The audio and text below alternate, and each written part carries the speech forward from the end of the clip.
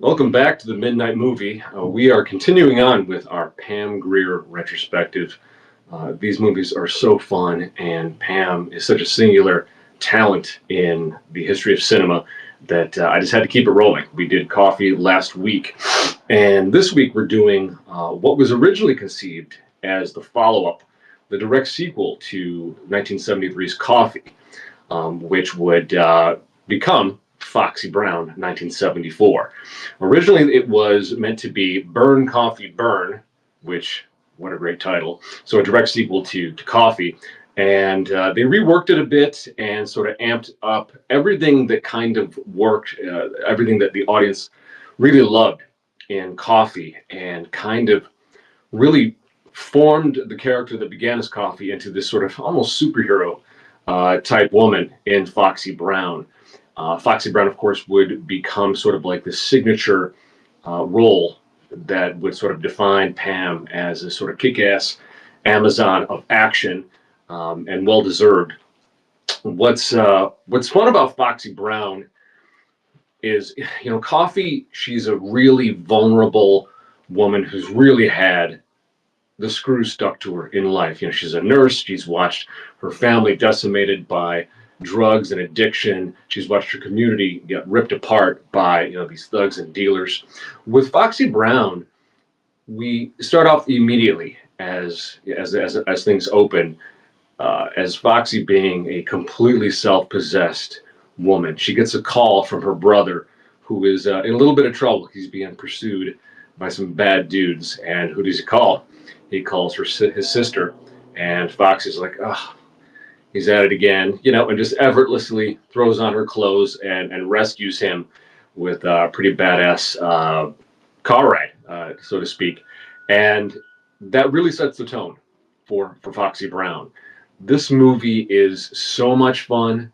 Obviously, it has those beautiful sort of Afrocentric aesthetics, style, and hair that these films are known for. But this is really a prime example of the best parts of blaxploitation, the heroic aspects of it. Uh, Pam's character of Foxy, she's doing a similar thing of what she did in Coffee, but she's doing it because, one, not to spoil anything, her boyfriend, who has just come out of hiding because he was doing his own undercover operation, well, that poor guy gets killed. Pam really can't win in love in a lot of these movies. So, of course, she's going to get revenge, and she's going to do so beautifully. And she does everything from entrap and expose corrupt judges to slowly work her way through, the street dealers up to what I think are some of the most fun villains that Pam has ever sort of fought or gone against in her films. In Foxy Brown, there is this sort of head kingpin, a lady kingpin known as Miss Catherine, and she has her right hand man henchman Steve, which doesn't sound like a very threatening name, but the guy is he's a real bastard. And so slowly over the course of the film, Foxy is just kicking ass left and right. Like I said, taking out corrupt officials and judges, beating the crap out of bigots left and right. And it's even there's a really great fight scene, an all woman fight scene. One of her friends, Foxy's friends in the film, is a woman who is turning tricks as a prostitute to, in a way, support herself and her family, but she's also sadly addicted to drugs. There's a scene in this film where Foxy goes to sort of shake her friend out of her depression, her stupor, or her friend has sort of wandered into a bar to drink her sadness away, and it turns out it's a lesbian bar. And man, the battle that ensues in this bar is one of the most fun I've ever seen. It's just a great. I don't think I've ever seen a better choreographed all-female brawl like this. These women were super talented, and it's fun to watch. We see some vulnerability within Foxy, but not at the level that we see in Coffee. And some people don't care for that. Some people feel that Coffee is the better movie. I don't think that one is necessarily better than the other. All of these films in the 70s, not just of the blaxploitation genre, but just the exploitation genres in general, they don't do so well balancing maybe the tone. You'll have very heavy subjects and heavy violence and issues facing people, facing communities that I think are dealt with in a serious manner. And sometimes humor is interjected into lives of like Foxy or Coffee, these characters. And sometimes it works, and sometimes it is kind of that wink and a nod to the audience that is expecting a cool one liner, or just really just sort of like playing up the moment. So again, these movies aren't necessarily going to win Oscars, but that's not why we watch them. We watch them because they're fun, because they're ambitious, even if their reach far exceeds their grasp. And I don't think that necessarily does, but I wouldn't say every moment hits. But again, it doesn't matter because it's Pam, and she's kicking ass, and she's having fun, and she looks great. And that's really kind of what I think everyone should go into Foxy Brown with. This is a cultural touchstone movie. Again, as I mentioned in last episode with Coffee, there is no equivalent to Pam Grier. There's no equivalent to Foxy or Coffee or Friday Foster, these characters that Pam would play. Whereas someone like Big Jim Brown would be called the Black Charles Bronson. Jim Kelly would be called the Black Bruce Lee. Whereas with Pam, it's just Pam. There's no white equivalent. There's no Asian equivalent of Pam, and there really can't be. When it boils down to Foxy Brown, again, she's not vulnerable the way Coffee is. You kind of get the feeling that she's been doing this for a long time. Her ease of use with firearms, kung fu, and self-defense, her keen mind for infiltrating and playing these pushers and these pimps and these thugs is so much. It's so much more refined within her character than, say, someone like Coffee, she's really kind of feeling things out as she goes. She's really driven by raw emotion, a very real sense of revenge. Not to say that she's any less intelligent than Foxy, but Foxy is, you kind of feel like she's easily got a good 10 or 12 years under her belt of dealing with, her brother Link and his shenanigans, getting involved with the wrong people and drugs and so on. She is, as you see in the film Foxy Brown, you see Foxy's deep familiarity with people in the community. Somebody gets bullied or somebody tries to pull some stuff on the street, man, she's jumping in there, and the fellas are, shaking her hand and loving on her. So she's clearly this established sort of local superhero in many ways, whereas Coffee is a sort of a woman on the edge, a woman who has nothing left to lose, has lost so much, and is going to get her piece of revenge on the people that ruined her life. Again, Foxy, she's again this sort of kick-ass Amazonian action one-woman vigilante squad, and you can see why when people speak of Pam Grier outside of Tarantino's Jackie Brown, like, oh yeah, Foxy Brown. So much so that there's a '90s rapper you might be familiar with who she took the name Foxy Brown. That's how deep of a cut and how important this film and the work of Pam Grier within blaxploitation is.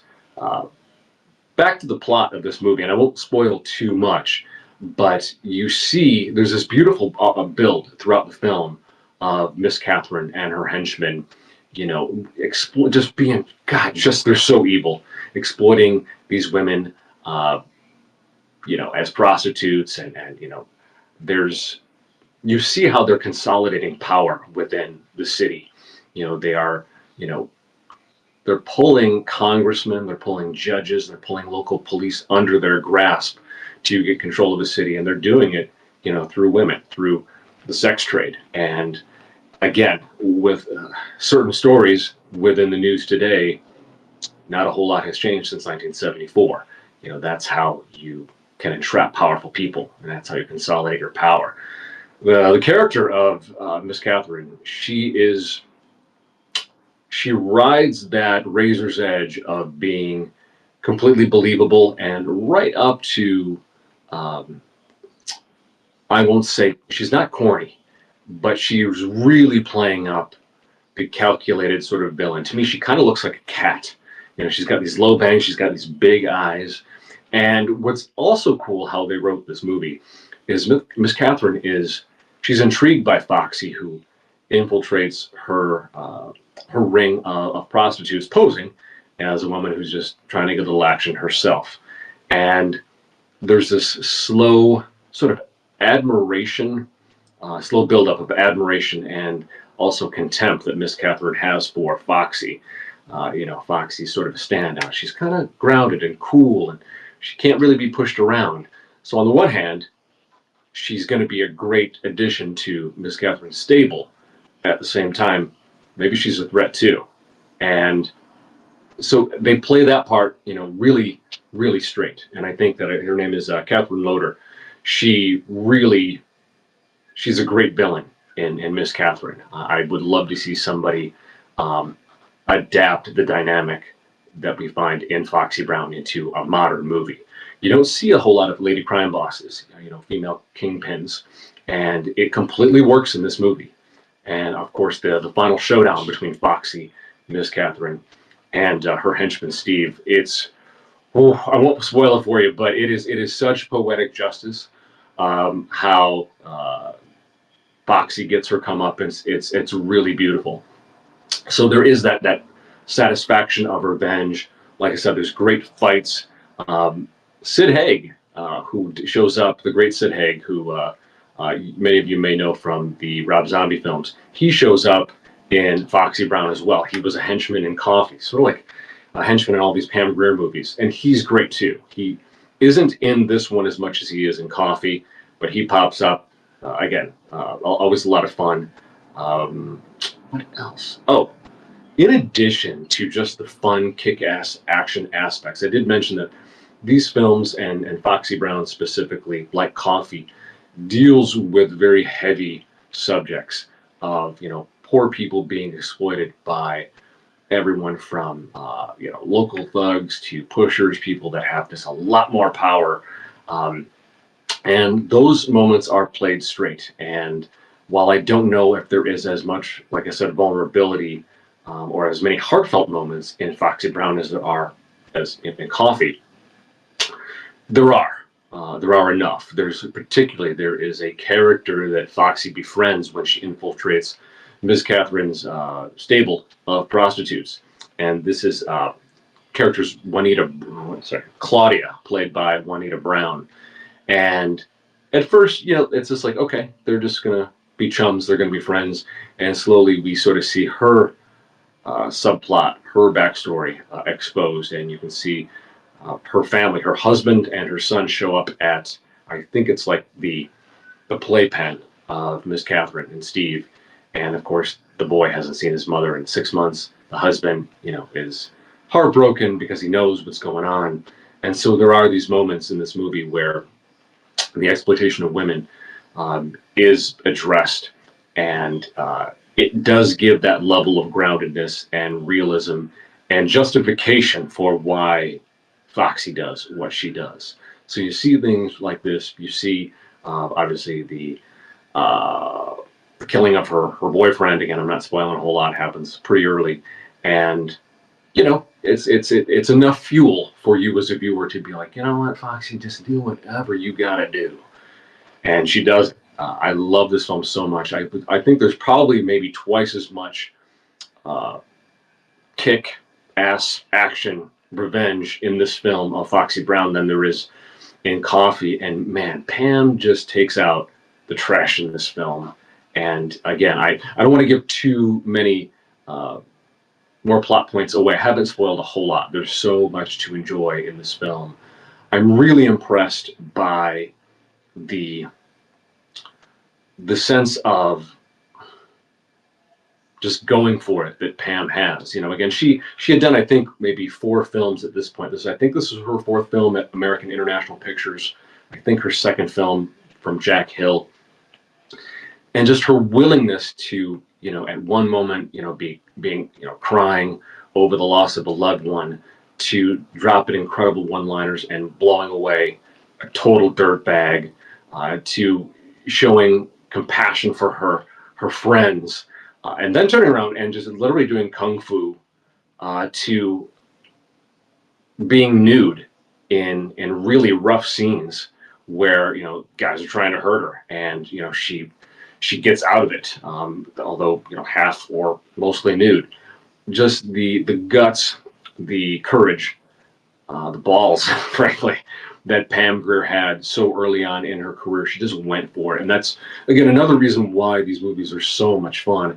Not to say that that doesn't happen today, but there is a ambition, there is a sort of screw it, let's do it attitude about these films that I feel is missing from a lot of contemporary cinema. Maybe not in indie cinema, but you do get the sense, as I have, going back and watching these Pam Grier films, and not just Pam Grier films, but the films of Fred Williamson, and Isaac Hayes, and films like Truck Turner, which I believe Foxy Brown, when it opened, was in a double feature. It was Pam Grier as Foxy Brown and Isaac Hayes as Truck Turner, and I love him too.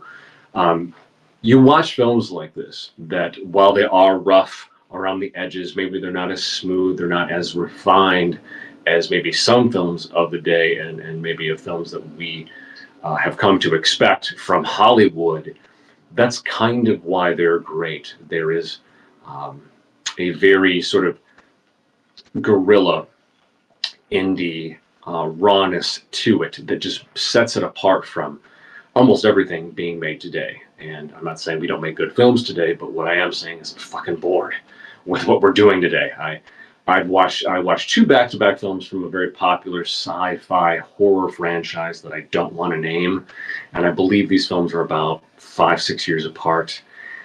Holy shit, it's the same goddamn movie. It's just, I'm just like, ugh. And of course the new one made tons of money, so they're just gonna keep doing that. And that's why your boy over here is digging back into the classics and trying to bring those, forward for you. There's good stuff being done today, which, I do want to get around to reviewing, but they don't hit. They're not as interesting and as fun as some of these other films from the 70s and 80s and even 90s. But in order to keep my channel afloat, I'm going to have to give some of these modern reviews. And there's some really good stuff coming up that I'm going to review that I think is, there are auteurs today. There are some really original, great, talented writer-directors out today. Almost all of that is within the horror genre, some within sci-fi, but I'd like to see us get back to being able to do really great action films again. I'd like us to be able to do those sorts of things. Get back to like the 90s, where you could have all of the films that are up for Oscars be so completely different genres and just really original stories.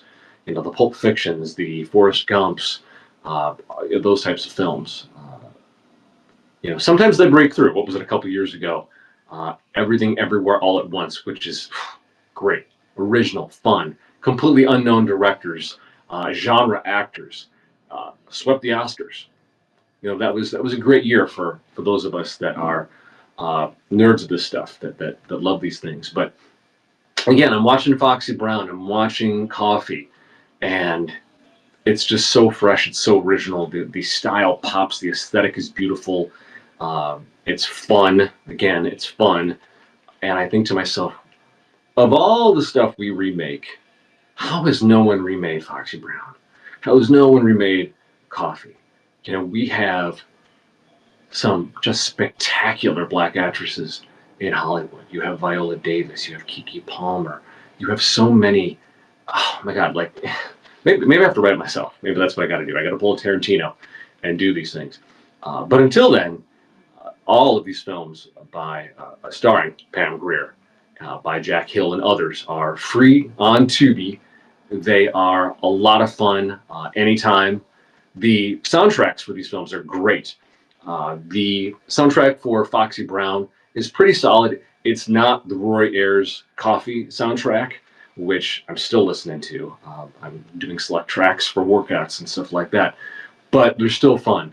And if you are someone who feels like there's so much of the same old thing, films are becoming too formulaic, We have 100 years of cinema that you can mine, and most of these films are streaming on places like Tubi, on Plex, that's Plex, and others. There's the Criterion Channel, which is one of my favorites. So these great movies that I think sometimes we don't even realize the cultural impact and the sort of the touchstones that these films are.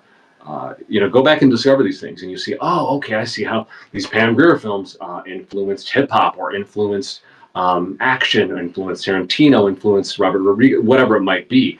It's fun to sort of put these things together and see how the aesthetics and where influences go and how they develop, and who they've influenced, and who has decided to build on the love of these old movies.